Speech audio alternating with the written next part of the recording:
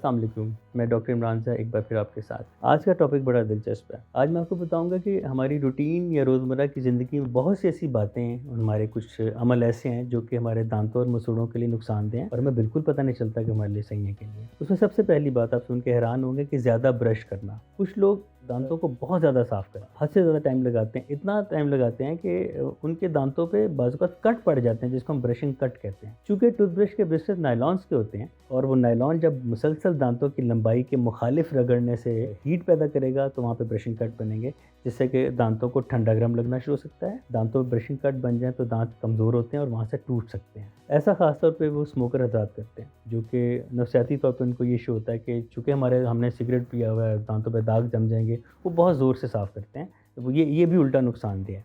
और कुछ लोग इतना ज़्यादा ब्रश करते हैं कि उनको गैग हो जाता है, उनके नोज़िया और वॉमिटिंग वाली सूरत होती है। तो बहुत ज़्यादा ब्रश करना भी एक गलत बात है, मुनासिब दाँतों की सेहत के लिए बिल्कुल भी मुनासिब नहीं है। इसके बाद आता है आइस च्यूइंग। आपने बहुत मज़े का रिफ्रेशिंग अपना पसंद का कोल्ड ड्रिंक पिया, उसके पीने के बाद आपको ग्लास में अगर आइस क्यूब नज़र आ रहे हैं और आपका चबाने को दिल चाह रहा है, तो ये आपके दाँतों के लिए यकीन करें अच्छी बात नहीं है। आइस क्यूब्स को चबाने से क्या होता है कि दाँतों में वर्टिकल क्रैक्स पड़ सकते हैं और ये वर्टिकल क्रैक्स ऐसा-ऐसा बढ़ते जाते हैं और वो दाँतों को कई दफ़ा टूटने की नौबत तक ले आते हैं। इसके बाद एक बहुत कॉमन आदत जो बच्चों और बड़ों में यकसां तौर पे पाई जाती है, नेल बाइटिंग, दाँतों से नेल खाना। हमारी प्रैक्टिस और अमेरिकन डेंटल एसोसिएशन की रिसर्च के मुताबिक जब भी आप नेल दाँतों से काटते हैं तो मुख्तलिफ एंगल से आपको अपने जबड़े को मूव करता है वो जो पेशेंट नेल बाइटिंग कराता है। उससे दाँतों की नोकें, जिनको कस्प कहते हैं, जिससे आप खुराक को चीरने-फाड़ने का इब्तदाई काम लेते हैं, वो कस्प टूट जाते हैं और दाएँ-बाएँ की मूवमेंट से आपको हमारा जो ये टेम्पोरोमैंडिबल जॉइंट है, इसके भी डिस्लोकेशन के भी चांसेस होते हैं। इसके अलावा मुँह के मसल्स को भी इससे इफ़ेक्ट हो सकता है, तो नेल बाइटिंग से बचना चाहिए। उसके अलावा वैसे भी हमारे नेल्स और स्किन के दरमियान जो जगह है, ये हर वक़्त जरासीम से भरी रहती है। जब पेशेंट नेल बाइटिंग के लिए उँगली मुँह में डालता है, तो और भी जरासीम मुँह के रास्ते मैदे में जाने का खतरा होता है। इसके अलावा हमने एक और चीज़ बहुत ज़्यादा ऑब्ज़र्व की, वो है क्लेंचिंग ऑफ माउथ, मुँह को बहुत ज़ोर से बंद करना। ये एक सबकॉन्शियस एक्ट है, जिसमें मरीज़ को नहीं पता होता कि वो ऐसा कर रहा है। ऐसा आमतौर पे तब होता है जब बहुत देर तक काम करना है और काम करते साथ-साथ सोचना भी है, ठीक है? या बहुत से लोग जो अपनी कुछ बातों को एक्सप्रेस नहीं कर पाते या गुस्से के आदि हैं, वो गुस्सा को ज़ाहिर नहीं कर पाते, वो ज़ोर से मुँह बंद कर लेते हैं।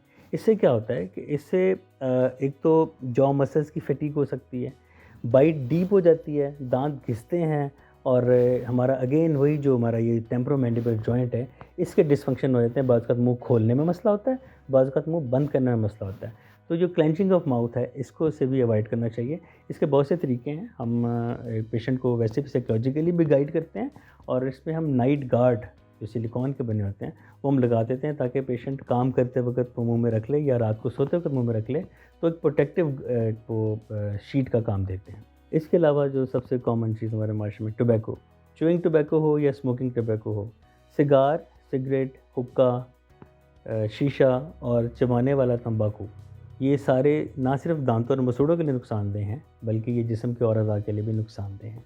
इसके अलावा जिन लोगों के दाँतों के बीच में जगह है, इंटरडेंटल गैप्स, दाँतों के बीच में जगह है, वो वहाँ से फँसी हुई खुराक को निकालने के लिए टूथपिक का इस्तेमाल बहुत करते हैं।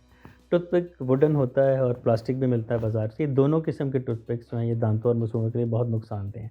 अक्सर ये होता है कि टूथपिक यूज़ करने के बाद मसूड़ों से ब्लीडिंग बहुत हो रही होती है, तो टूथपिक का इस्तेमाल मसूड़ों के लिए नुकसानदेह है। इसके अलावा हर 2 दाँतों के बीच में इंटरडेंटल स्पेस के दरमियान जो एक हल्की सी कॉर्टिकल बोन की तह होती है, वो टूथपिक के इस्तेमाल से उतर जाती है और कुछ ऐसा इस्तेमाल के बाद वो जगह इतनी बढ़ जाती है कि उसमें खाना पहले की निस्बत ज़्यादा फँसना शुरू होता है। तो जब भी खाना फँसे, उसमें टूथपिक इस्तेमाल ना करें, बल्कि उसके लिए डेंटल फ्लॉस मिलता है, जो कि एक बड़ा सॉफ्ट सा थ्रेड होता है और वो दाँतों का खाना भी फँसा बाहर निकाल देता है और आपके मसूड़ों को नुकसान भी नहीं पहुँचाता।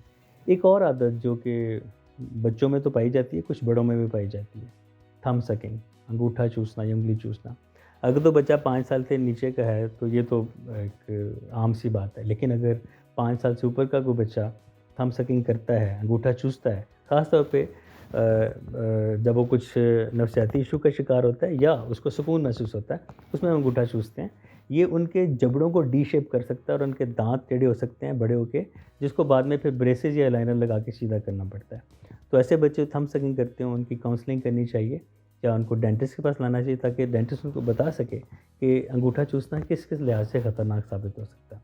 इन बातों के अलावा हम और भी बहुत सी बातों में अपने दांतों का मिसयूज़ करते हैं, जैसे पार्सल के रैपर को दांतों से खोलना, अखरोट को तोड़ना, बादाम को तोड़ना, दोस्तों से शर्त लगा के कोल्ड ड्रिंक्स की बोतलों को खोलना। इन सब से दांतों को एक जर्क पहुँचता है, ट्रॉमा पहुँचता है, जो कि किसी सूरत भी मुनासिब नहीं है।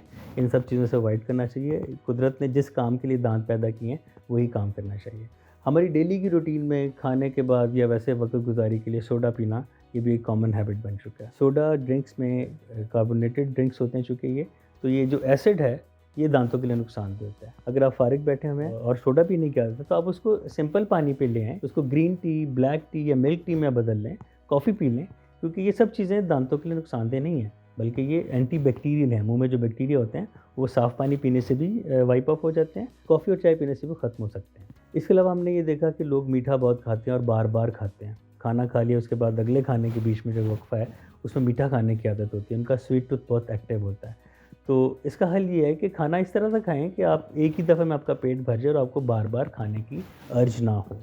और अगर फ़र्ज़ करें अर्ज हो भी तो कुछ ऐसा खाएँ जो ऑर्गेनिक हो और फाइब्रस हो, ताकि मुँह के बैक्टीरिया को वो माहौल ना मिले कि जिसमें वो ग्रो करके प्लाक बनाएँ।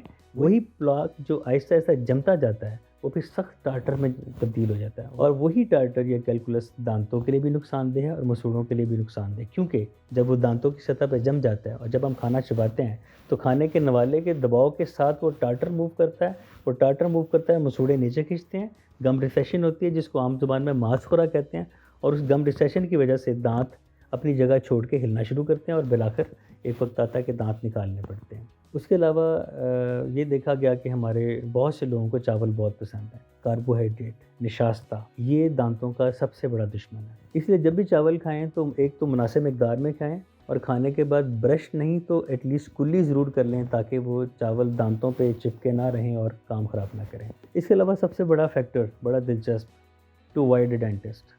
ये अपने आप को समझाना बड़ा आसान है कि जी हमारे पास टाइम नहीं है, बहुत मसरूफ़ है, इसलिए हम डेंटिस्ट के पास नहीं जा रहे। ये जो तकलीफ़ है ये खुद ही हो जाती है और खुद ही ठीक हो जाती है, तो डेंटिस्ट के पास जाने की क्या ज़रूरत है। या जब भी दर्द होगी हम ये पेन किलर खा लेंगे, ठीक हो जाएगा। या ये होता है कि डेंटल फोबिया होता है, डेंटल क्लिनिक का माहौल और इंस्ट्रूमेंट देख के पेशेंट खौफज़दा हो जाता है, और ख़ास तौर पर हमारी जो डेंटल रेंज होती है बड़ी खौफनाक शक्ल की होती है।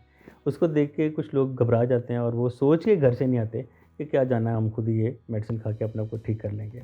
आज की वीडियो का मकसद ये था कि मैंने आज जो तमाम बातें आपको बताई, इनसे अवॉइड करें जिस हद तक मुमकिन हो। हर 6 माह के बाद अपने डेंटिस्ट को विज़िट करें। ज़िंदगी बहुत खूबसूरत है, इसको खूबसूरत तरीके से गुजारें। अपनी सेहत, अपने जिस्म, अपने दांतों का ख्याल रखें। आज के लिए इतना ही काफ़ी है। अपना बहुत ख्याल रखिएगा। बहुत शुक्रिया।